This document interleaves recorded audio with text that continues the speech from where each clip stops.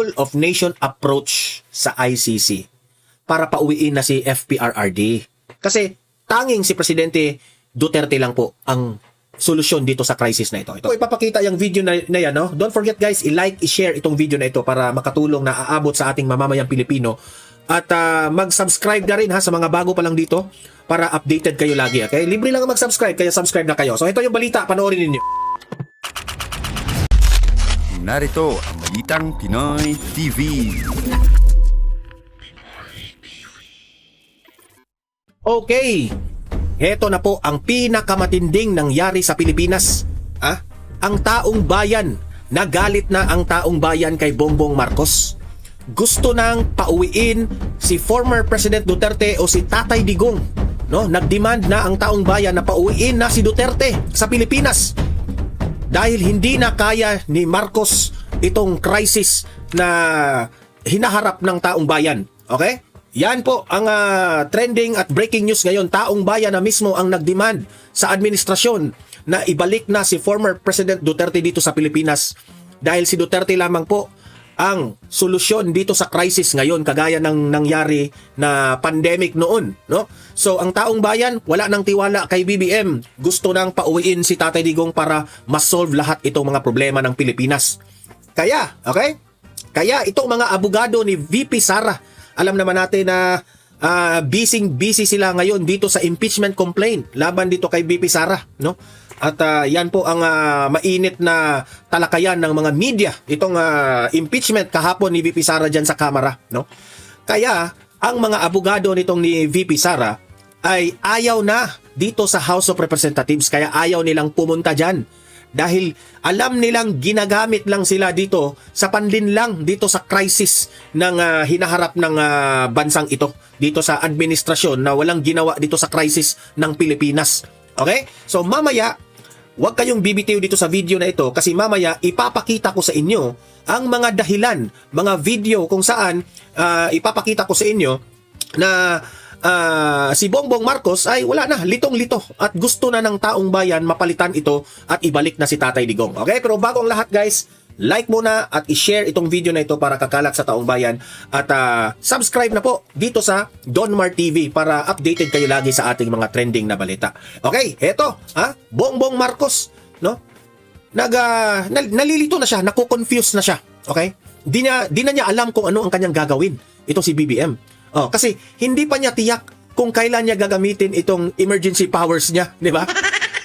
Kaya ikaw BBM galit na ang taong bayan sa iyo. Ito yung ito yung video na ipapakita ko sa inyo na ang taong bayan gusto na ng whole of nation approach sa ICC para pauwiin na si FPRRD.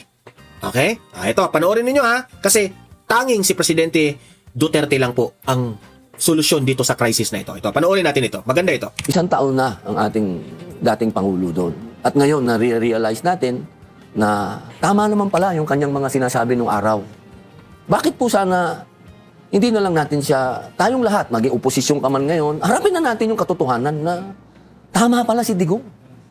Bakit hindi natin pagtulong-tulungan na pauwiin na natin yung matanda? Kung hindi pa rin yung matanggap, bakit hindi natin kumbinsihin ng ICC na i-house arrest lang ninyo muna? Kasi alam naman natin, no, sa panahon ngayon, siguro naman, sinampal-sampal na kayo ng katotohanan na yung matanda gusto lang naman niyang maging maayos tayo. At maawa tayo sa kanya. Kasi, alam nyo, sa isang banda, sinasabi ng mga nagmamahal din sa kanya, nakapagpahinga siya. Okay, pero tama na isang taon. Tama na isang taon na nakapagpahinga siya doon. At ito na siguro yung panahon na magbuklod-buklod tayo at makiusap tayo sa ICC na okay na. Siguro pwedeng whole nation approach. Okay na kami, pauwiin nyo na yan. At hindi na namin itutuloy ang mga demanda. Ito na ho yung oras na yon. Kasi ito na ho, hindi ba ho natin tinitingnan na parang binubuksan na ng Panginoon Diyos ang mga mata natin? Na sa sobra nating away-away, wala naman kinahinatnan ng ating bansa. Tama. Tandaan po ninyo, 18.3 trillion na ang ating utang, Correct. mga kababayan. Kung yun, hindi pa tayo nagigising sa katotohanan, 63% na yan, boss, ng GDP natin. Tandaan natin, ang international standard, pag lumagpas ka ng 60%, ibig sabihin, hindi ka na makaka-recover. Para ka ng failed state. Nandun na po tayo. Grabe. Kailan natin titigilan ang lagi na lang si Digong ang may kasalanan, lagi na lang Jiang may kasalanan. Wow, 4 years na po ang siya pa din pala ang may kasalanan. Yan ang dahilan dito sa pamumulitika nila kay Parang Tatay birthday, Digong. no, ni Nag-suffer FPRD. ang bansa natin. Anong mga sir, experience mo sa Hague nung nakaraang pagdalaw mo? At ano ang personal mong take?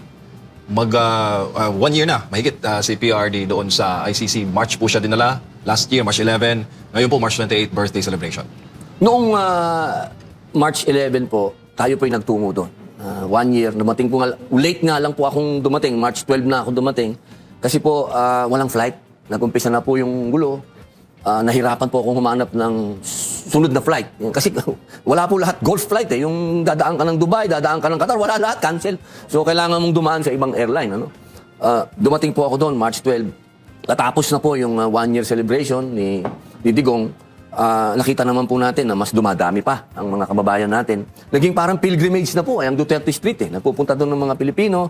Alam nyo, ang maganda doon, ano, kahit hindi sila DDS, basta Pilipino, umupunta na sila doon. Kasi para sa kanila, injustice ang nangyari kay Digong. Kahit hindi DDS, pumupunta doon as Pilipino. Kasi hindi naman dapat hinililitis ng isang dayuhan ang isang Pilipino. Di ba po tayo, makakarinig tayo sa balita pag meron tayong kababayan na nakakulong sa ibang bansa, ginagawa natin lahat para mapauwi. Di ba po? Ngayon naman, noong March 28, last year, nandun po ako sa celebration ng birthday ni Digong. Doon natin nakita yung 6,000 na mga Pilipino na nagpulong-pulong po doon sa Duterte Park. Kasi may Duterte Park po dati eh. Ngayon po kasi pinagbawal na dahil magmula po nung araw na yon, nakita po ng Dutch government yung dami ng tao. Medyo sa dami ng tao po, yung park, medyo, siyempre nasira yung mga damo, nasira yung 6,000 tao, boss. Medyo ano po yan. Ngayon po, meron po sila uling ganyang hakbang. Pero dahil po noong last year, nasa isang lugar po sila, hindi na po ganun ang gagawin ngayon. Ngayon po, packets. Kasi may mga celebration po sa ibang mga lugar, iba't ibang lugar, para po hindi tayo makasira. Kasi pag maraming tao, boss, makakasira po tayo. Kahit ayaw natin, bawal na bawal po kay Digong yan. Alam niyo naman si Digong, bawal magkalat. Bawal magsira. Yan ho yung mga talagang, pag sa mga nag-organize po tayo dyan, at lagi ding pinapaalala ng ating Vice President dyan, pag nagsasalita siya, sinasabi niya po lagi yan, na huwag tayong magkakalat, disiplina, huwag kayong iihi kung saan-saan. Talagang ano po yan, talagang disiplina talaga. Yan po ang isang pinamana sa atin ni Digong yung disiplina. Ngayon, ang hiling ko lang po sana, 1 taon na ang ating dating Pangulo doon. At ngayon, na-realize natin na tama naman pala yung kanyang mga sinasabi nung araw. Bakit po sana hindi na lang natin siya, tayong lahat, maging oposisyon ka man ngayon, harapin na natin yung katotohanan na tama pala si Digong. Bakit hindi natin pagtulong-tulungan na pauwiin na natin yung matanda? Kung hindi pa rin yung matanggap, bakit hindi natin kumbinsihin ng ICC na i-house arrest lang ninyo muna? Kasi alam naman natin, no, sa panahon ngayon, siguro naman, sinampal-sampal na kayo ng katotohanan na yung matanda gusto lang naman niyang maging maayos tayo. At maawa tayo sa kanya. Kasi, alam nyo, sa isang banda, sinasabi ng mga nagmamahal din sa kanya, nakapagpahinga siya. Okay, pero tama rin. Imagine that one, ha? Huwag nyo nang isipin na presidente dati yan natin si Tatay Digong. Isipin nyo na lang na ordinaryong tao ito. Kahit nga ordinaryong tao, obligasyon ng gobyerno pauwiin ang isang Pilipino na mga nakadetain. At hindi pa yan proven guilty, ha? Pero ano ginagawa ng Administrasyong Marcos? Wala. Wala silang ginawa dito. 1 taon. Tama na 1 taon. Sa bagay, sila rin naman ang nagpapakulong dyan. Na nakapagpahinga siya doon. At ito na siguro yung Illegal na nagpapakulong, ha? panahon na magbuklod-buklod tayo at makiusap tayo sa ICC na okay na. Siguro pwedeng whole nation approach. Okay na kami, pauwiin nyo na yan. At hindi na namin itutuloy ang mga demanda. Ito na ho yung oras na yon. Kasi Kala nyo naman, parang gaano ka-kriminal si Tatay Digong na gaganyanin nila? Biktima lang naman yan si Tatay Digong sa pamumulitika ng mga kalaban niya? ito na ho, hindi ba ho natin tinitingnan na parang binubuksan na ng Panginoon Diyos ang mga mata natin? Tama. Na sa sobra nating away-away, wala naman kinahinatnan ng ating bansa. Tandaan po ninyo, 18.3 trillion na ang ating utang, mga kababayan. Kung yun, hindi pa tayo nagigising sa katotohanan, 63% na yan, boss, ng GDP natin. Tandaan natin, ang international standard, pag lumagpas ka ng 60%, ibig sabihin, hindi ka na makaka-recover. Para ka ng failed state. Nandun na po tayo. Kailan natin titigilan ang, lagi na lang si Digong ang may kasalanan, lagi na lang Jiang may kasalanan. Wow, 4 years na po, siya pa din pala ang may kasalanan. Siguro panahon na po para tayo ding lahat naman tayo, religious na tao, siguro mag-ano din tayo, contemplate. Ano po? Magnilay-nilay din tayo. Saan ba papunta ang bansa natin? Diba? Kung yun ang ilalagay natin sa... Takatigilan nyo yung sobrang daming ambisyon. Sobrang daming ambisyon ng mga Ontiveros, politiko hello. dito sa bayan nito. Yan ang number one na Correct. sumisira sa ating bayan, yung ambisyon. Wala pa kayong mga nagagawa sa mga lokal ninyo. Sa paggawa ng batas, yung iba, ano ba ang mga napatunayan ng mga batas yun ang ginawa at gusto nyong maging Pangulo? Pwede ba tigilan muna natin yan? Pwede ba ano muna tayo? Tama talaga itong sinabi ni Robin. Real talk talaga. Pro-Philippines muna tayo. Pro-Pilipino muna tayo. Ika nga sa kasabihan, libre mangarap. Pero kung ang pangarap mo naman, sir, ay masama naman, di ba? Masarap po mangarap kung wala kang tinatapakan ng Yan. ibang tao. Alam niyo, ako po kwento lang naman. Ako po sumikat sa pag-aartista na wala po akong tinapakan. Ako po nangarap lang ng simple, maging kontrabida. Yan po talaga, ang pangarap ko lang nung araw, maging kontrabida ng mga ganitong bida, ganyan. Pero isang araw, ni-reward ako ng Diyos, ginawa akong bida. Hindi po ako nangarap maging senador, hindi ako nag-ambisyon, pero ginawa akong senador. Ibig sabihin, may mga bagay po dito sa mundo na hindi mo kailangan tumapak ng kapwa mo. Kailangan po, lagi lang tayong parehas, fair. Yan ho ang kulang dito sa mga leader natin. Panahon pa ni Andres Bonifacio, boss, saka ni Emilio Aguinaldo, tapakan na ng tapakan, wala na tayong natutunan. Opo. Ang mapait dyan, sir, Pilipino kapwa Pilipino. Yan po di ba? Yan ang yung bang kailan natin magsisimulang mahalin ng kapwa natin Pilipino. Buti pa pag nasa abroad, solid ang Pinoy. Dito sa atin hindi, dog eats dog, boss. Sir, mensahe po ninyo sa ating mga kababayan na nanonood po sa inyo on a global scale. So, yun po ha. Yun po ang panawagan po ni Robin Padilla at ng taong bayan, lahat na siguro na nandoon, na saksi doon sa Hague, no? At mga Pilipino ngayon, na ibalik na si Tatay Digong. Itong pamumuno ngayon ni BBM, wala. Puro salita. Ang hirap sa kanila, puro yabang. Panahon ng totoong crisis na, totoong problema ng Pilipinas, wala. Nga. Nga silang lahat. Kaya itong impeachment complaint ngayon laban kay BP Sara, panlilin lang po ito para makalimutan ang crisis na dinaanan natin ngayon. Kaya nagsalita na ito mga abogado ni VP Sara na ayaw na nilang haharap dyan sa House of Representatives kasi gagamitin lang sila sa panlinlang ng media para dito sa crisis na dinadaanan natin. Alam nyo naman, kapag si VP Sara na ang laman ng balita, tutok na tutok lahat ng taong bayan. Syempre, dahil sa ginagawa yon, makakalimutan itong presyo ng langis. Pero sorry to tell you, hindi na ito malilimutan ng taong bayan. Okay, ito, panoorin ninyo itong interview ni Attorney Poa. Ang House of Representatives is not the proper forum para iharap si VP Sara dito sa mga complaints na ito. Ang proper forum ay sa Senado. Doon naman talaga the numbers game, di ba? Ito, panoorin ninyo. Magandang umaga po, Manong Ted at Ms. Chacha. Magandang umaga rin po sa ating mga kababayan. Salamat sa panahon, Attorney. Go, Cha. Please, go. Salamat nga po sa panayam, Attorney Michael. Attorney, unang punto po muna. Sabi nyo kahapon, sa proper forum po haharap si VP Sara. Para lang po malinaw, saan po ba yung sinasabi ninyo na proper forum?